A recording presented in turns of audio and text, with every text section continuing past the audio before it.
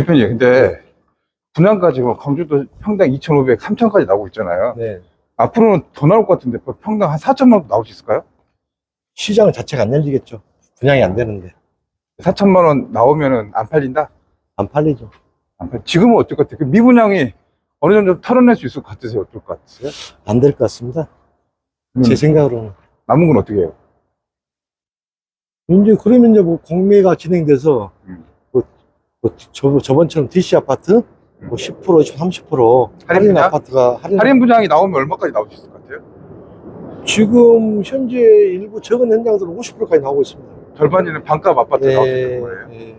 아, 이게 그래서 좀 이제 근데- 영세한 아파트들인데, 예. 뭐 대기업이 지은 아파트는 그게 힘들고, 영세한 아파트는 현재 50%까지 나오고 있고, 그럼 회사가 그렇게 하면 부도나는 거 아니에요? 알겠죠?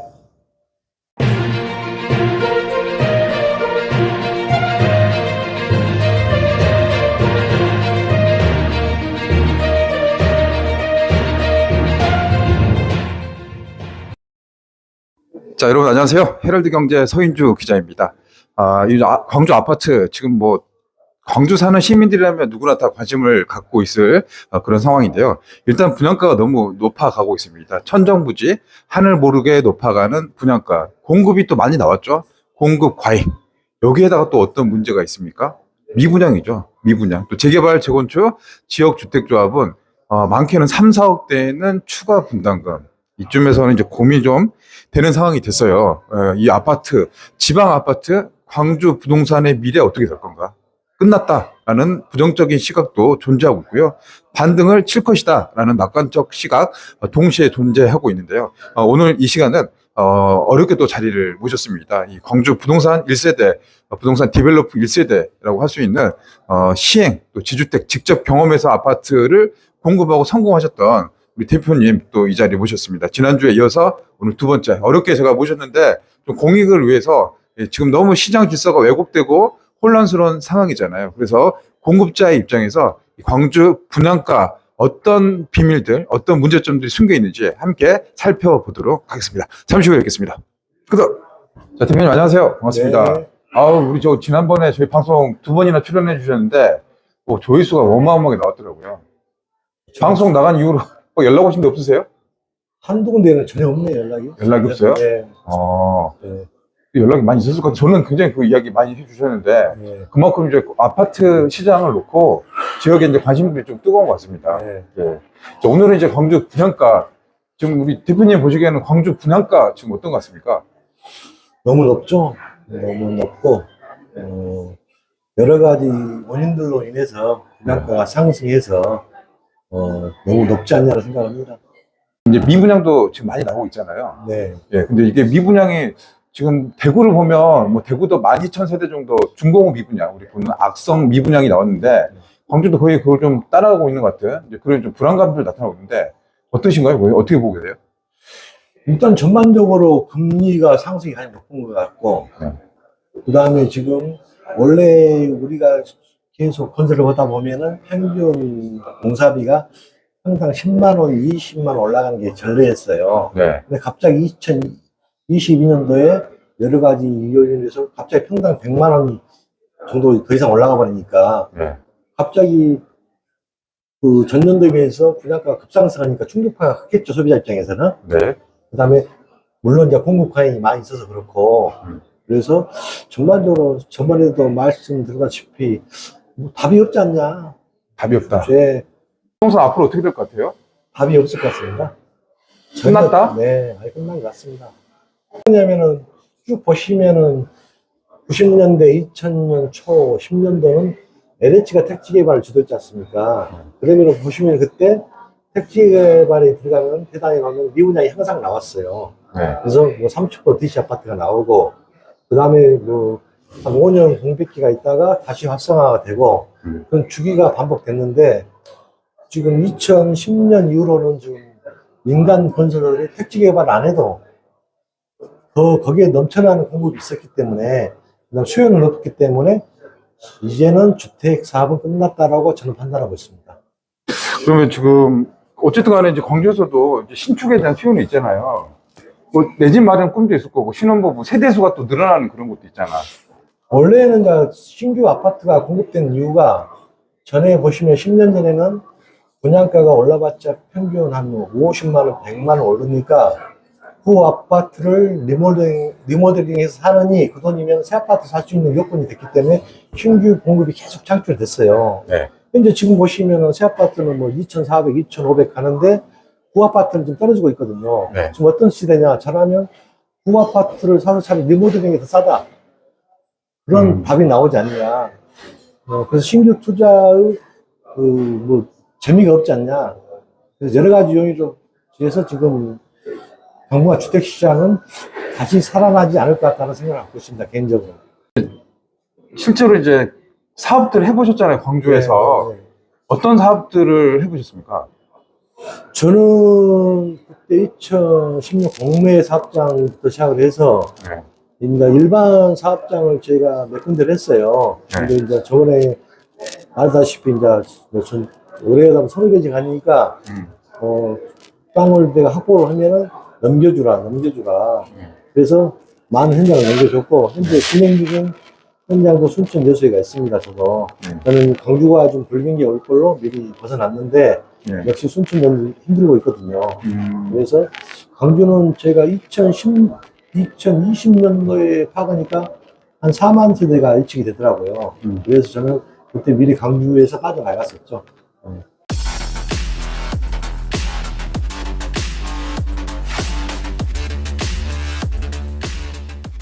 저기 대표님 이렇게 아신 분도 되게 많으실 텐데 이렇게 방송 나오셔도 돼요? 불편하고 되게 좀 이렇게 어려움이 좀 있을 수도 있을 것 같아서 좀 걱정했는데. 근데 지금은 이제 그 주택이라는 자본주의 한 상품도 네. 소비자 입장에서 원가 구성은 좀 알아야 되지 않냐. 시공사 그 애로점, 시행사 애로점, 소비자가 궁금해하는 왜 부담가 올라가는가. 지금쯤은 알 때가 되지 않았냐 해서 한번. 광주에서는 지주택 사업도 성공시켜 본 적이 있으시고, 네. 네, 또 뭐 어떤 사업들을 하셨어요? 아파트만 30년 정도 하셨다고 그러셨잖아요. 네. 네. 네. 처음에 제가 90년도에 이제 건설사 입사를 해서, 저도 그때는 모르고 이제 그때부터 이제 땅 작업, 그 다음에 이 아파트를 사면 분양률이 어떻게 되면은 사업에 리스크가 없는가. 제가 90년대는 초기 분양은 30%, 벌쪽 끝나면 70%, 준공 때 입주되면은 사업에 리스크 없다라고 판단하고 땅을 구했었거든요. 네. 그러면서 이제 모델하우스도 못 모르고 지어보고, 네. 사업 계획도 짜보다 보니까 우연찮게 이제, 주택 사업에 들어오게 됐죠. 준공을 했는데 공사비를 해소 못하니까 일부라도 건지든 거 아니면 부치라도 탕감하려고 그렇게 하지 않겠습니까, 지금? 근데 요즘 보면 이제 신축 분양 단지에서도 마이너스 피 이런 게 나오고 있잖아요. 네. 많게는 뭐 1억 넘는 마이너스 피도 있고, 네. 몇백에서 수천만 원까지 있는 것 같은데, 네. 이거 어떻습니까? 이거는 또 기회가 될 수 있지 않을까요? 또 보시면은 이제 주택 아파트를 봤을 때 지금 공호나 특례화 사업이 제가 한 4, 5년 전에 준비를 한번 했을 때 정확히 기억이 안 나지만 광주 물량이 16,000세대 제가 알고 있었거든요. 네. 어떻게 보면 그게 이제 공원을 가지고 있고 살기가 참 좋거든요. 네. 근데 그게 이제 보시면은 2,400 뭐 롯데가 넘어간 것도 있지만은 대부분 뭐 1,500에 1,800 사이에 형성되지 않았습니까? 네. 그게 대부분 메이저 아파트고 브랜드 아파트인데 그럼 다른 타 지역에서 뭐 2천 얼마를 받으면 나가겠습니까? 안 나가겠습니까? 솔직하게 진짜 제가 한번 궁금한 게 있거든요. 광주 지금 민간공원 특례 아파트, 네. 또 신축 아파트 지금 많이 있잖아요. 네. 또 미분양이 대부분 돼 있어서 네. 거기서 홍보도 하고 광고도 지금 많이 하고 있는데, 네. 그래도 그 중에서 뭐 입지라든가 가격, 뭐 여러 가지 요건들 봤을 때 제일 좋은 거 한 3개 정도, 내가 거기서 살겠다면 분양 받을 거라면 한 3개 정도 한다면 어떤 걸 꼽을 수 있을까요? 원래는 초창기에는 지금 롯데에 서는 자리가 원래 한양이었잖아요. 네네. 거기 자리가 제일 좋은 걸로 판정을 했었죠. 중앙공원, 롯데, 네. 캐슬 시그니처. 그렇죠. 그때 제가 알기로는 시에 제출은 분양가 1,700이가 1,800으로 알고 있어요. 네. 근데 지금 2,450 받아보니까 좀 가격 저항 때문에 어쩌려는가. 근데 거기 중앙공원은 그 자리 한번 가고 싶다. 원래는 그 자리를 제 손에 있었죠. 마륵동, 중앙공원. 그쪽을 이제 서로 가려고 했었죠. 상무 센트럴 자이. 상무 센트럴 자이는 제가 잘 모르겠지만 왜 그렇게 분양가가 높은가 이해가 안 돼요. 그래요. 네. 분양가 높다? 네, 높죠. 그렇게까지 나올 자리가 아닌데. 그러면 뭐 송암공원도 있고 일곡공원도 있고 봉산 풍경초도 있고 그러잖아요. 네. 거기는 어떨 것 같으세요? 제일 봉산 풍경천 앞에 지금 그 첨단병원 있지 않습니까? 네네. 그 자리도 괜찮을 것 같고. 괜찮을 것 같아요. 네. 네. 그 자리는 양호할 것 같고. 그 다음에 보통 광주에서 자기가 살던 지역이 살라 하지 않습니까? 네. 그러면 일곡 지역을 선호하시는 분들 있기 때문에 괜찮은 것 같고. 첨단 삼직은 어떨 것 같아요? 다 괜찮다고 하지 말고 그 장점, 단점 이렇게 얘기해야지 더 어떻게 생각하는데 보시기에. 첨단산이 어디 맞을까요? 첨단 삼직은 저기 광주 과학기술을 건너편 장성 아, 택지 개발했던 거예요? 택지 개발. 그건 이미 분양이 돼가지고 네. 어느 정도 뭐 수요가 다 찼기 때문에 예. 뭐 더 이상 검토할 거 없을 것 같고 리스크는 제거된 것 같고 제 생각은. 그럼 여기서 딱 한 가지 골라서 내가 이사를 간다면 네. 어디로 가고 싶으세요? 저는 지금 제일 가고 싶은 데는 롯데 자리인데 그것도 자리 너무 비싸니까 비싸다. 지금 원래 마륵동 호반이 1,800인가 있지 않습니까? 예. 또 피가 안 붙었다면 그 자리 괜찮고 예. 그다음에 봉성호도 괜찮은 것 같고. 방송으로 괜찮을 것 예. 같고. 아, 근데 송암공단 좀 처지지 않냐 이 생각을 하고 있습니다. 우리 좀 이야기하면서 광주 아파트 분양가 뭐 그런 이야기 했잖아요. 네. 아파트 선호 아파트 개중에서 꼽아라면 어떤 게 있을까? 네. 지금 제가 봤을 때도 시장에서 반응은 이제 가격을 제일 먼저 보는 것 같더라고요. 가격 경쟁력. 네. 근데 분양가가 사실은 광주로 치면 10년 전과 지금을 비교하면 굉장히 많이 올랐던 게 지금 사실이잖아요. 네. 근데 2022년 초 이후로 엄청 올랐죠. 그러니까 지금 30년 전부터 우리 지역에서 이 아파트 네. 이 사업도 직접 해보셨는데 네. 10년 전, 30년과 지금 또 20년, 10년 전과 지금 어떤 상황 같으세요? 급격한 공급이죠. 너무 많은 물량이 한번에 쏟아졌죠. 민간공원 특례사업 이런 것도 잘못된 거 아닐까요? 너무 한꺼번에 많이 나오니까. 그건 정부 정책상 어차피 공원 일몰제 때문에 공원 땅을 시에서 매수하기 위해서 어쩔 수 없는 사업이고 근데 지금은 뭐 아파트를 해서 그 수익을 창출하겠다는 시대는 지났고 얘가 이 집을 사서 노후까지 지내야 쓰겠다. 실거주다, 실거주. 실거주로만 판단하셔야 될 것 같습니다. 아파트 그럼 값이 안 올라요? 안 오르냐고. 안 올리겠죠? 예, 올리겠습니다.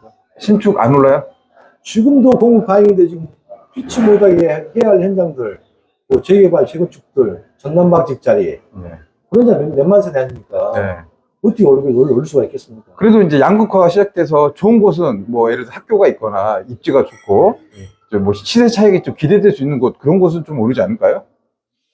지금 전번에 말씀드렸다시피 좀 여유가 있으신 분들은 홍선동 정도 선호를 하고 네. 그 다음에 이제 중산층 정도는 택지 학교 가까운 곳 즉 말해서 신호를 건너지 않고 학교를 갈 수 있는 안전히 갈 수 있는 지역 그런 지역 위주로 갈 것 같습니다.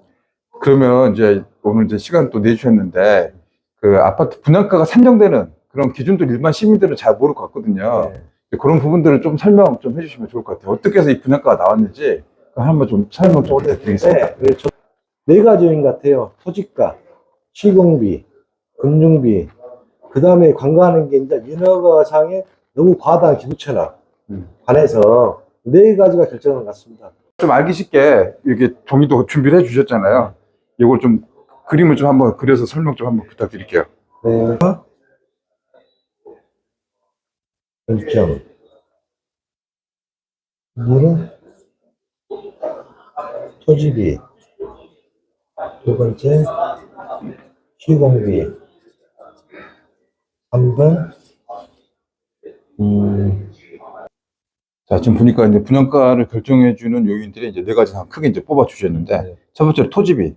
어떻게 보면 원가라고 생각하면 그렇죠. 땅값이 땅값, 매입비, 네, 네. 그다음에 시공비는 이제 건설을 하는 거네요. 그렇죠. 그다음에 이자, 우리 그렇죠. 말하는 예, PF, 예. 뭐 이런 데 들을 것 같고요. 네.